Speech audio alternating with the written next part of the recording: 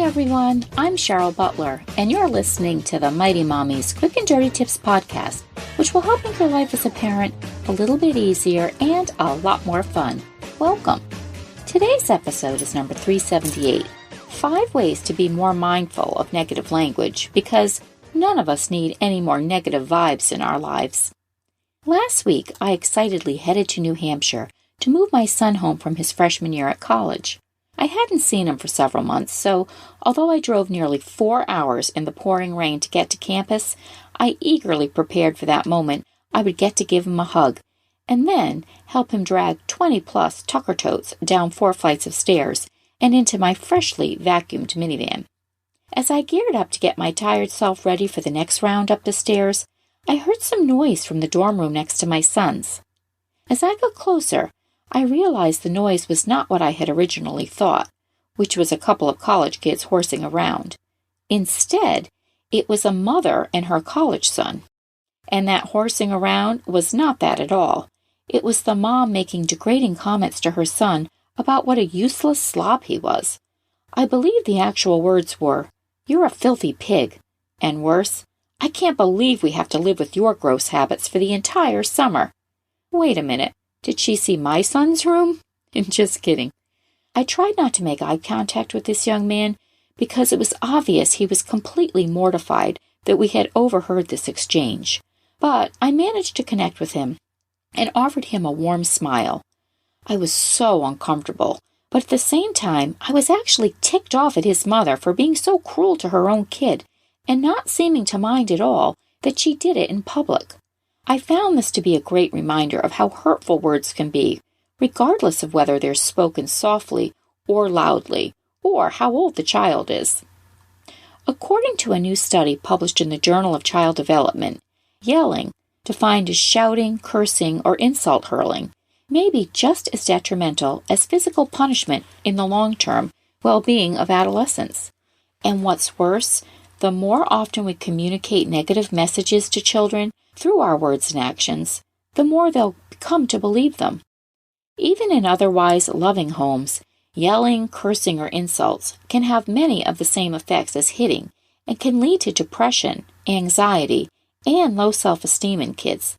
The way in which we speak to our kids is ultimately our choice, even when we reach parenting's most frustrating moments. So Mighty Mommy shares 5 tips on how to be more mindful of negative language so you can think before you speak. Tip number 1, offer helpful words. Words are so powerful, and without us even realizing it, the effect of what we say to another person can leave a lasting impact, both good and bad. Choosing them carefully is so important. Equally important is the tone and the body language that we use. In the case of the young college student that was taken to task by his mother in front of my son and I, she not only chose to name-call, filthy pig, and tell him his lifestyle was gross, but she said it in a very harsh tone, basically a snarl, and had her hands pointing at all of his things and then back at him, basically telling him he was a disgraceful human being.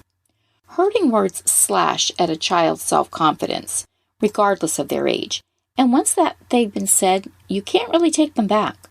Instead of offering hurtful words, we need to shift our mindset to using helpful words that can still pack a punch, but in a positive way.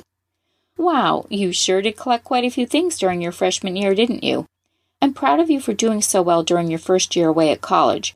So, when we get back home, we're going to put your new skills to use and get organized for the summer. Now your child knows that you're going to help him, or at least encourage him, to sift through all his stuff, rather than beat him down for it. Tip number 2, focus on the behavior. When a child does something wrong, don't tell a child he's bad. Tell him the specific behavior is not good. For example, last week my 10-year-old daughter had 2 friends sleep over. They were having lots of silly fun. Yet, when they were making a snack before bedtime, my daughter was criticizing one of her friend's choices and made a few random comments like, "Oh, how can you eat that flavor of ice cream? It looks so gross." This made her friend feel a bit embarrassed that she liked a certain flavor when the other 2 girls did not, and she barely touched her ice cream after that. I quietly took my daughter aside and shared with her that her action to publicly criticize her friend's choice could have been handled differently. Annie's favorite flavor is Crazy Vanilla, and her brothers had a field day with the name of it a couple of years ago, and it hurt her feelings and it made her angry. You didn't like it when your brothers bashed your favorite flavor, remember? Instead of criticizing your friend's preference, you could either say nothing or say, "Why do you like maple walnut so much?" Tip number 3. Think like a teacher. The best teachers don't yell or take children's misbehavior personally, but instead they look at it as a learning opportunity. So if your kid leaves the milk carton empty in the fridge or with the wet towels all over the bathroom floor, ask yourself, what does he need to learn and how can I teach him that? Maybe he needs a note posted on the refrigerator door to remind him about the milk. Or maybe he needs to experience the consequences for leaving the towels strewn throughout the bathroom, such as leaving that same wet towel there for his next shower.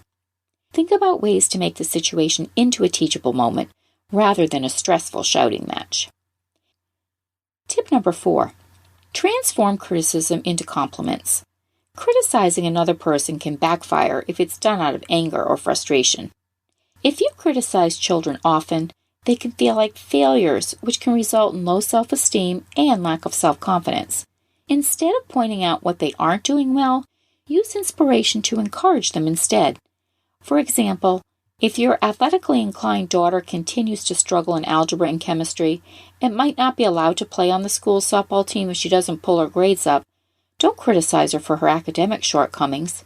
Instead, use uplifting language to encourage her, such as, "You're working so hard with your tutor. Your grades are improving already.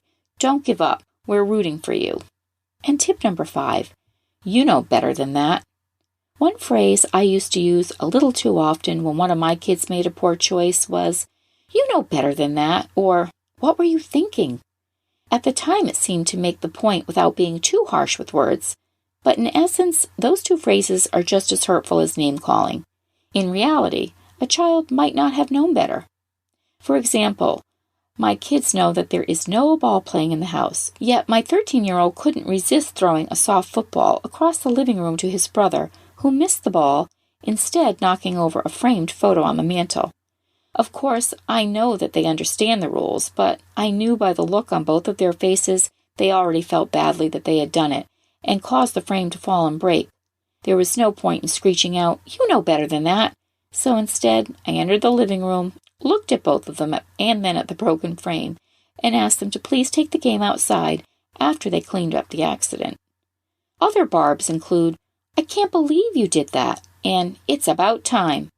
They might not seem awful, but you don't want to say them too much because they can plant the seed with your child that they never do anything right.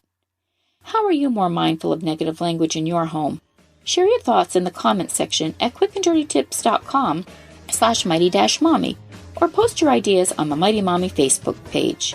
You can also email me at mommy@quickanddirtytips.com. And you can also visit my family-friendly boards at pinterest.com/mightymommyqdt. I hope you and your family have a very positive week. Thanks for listening, and until next time, happy parenting.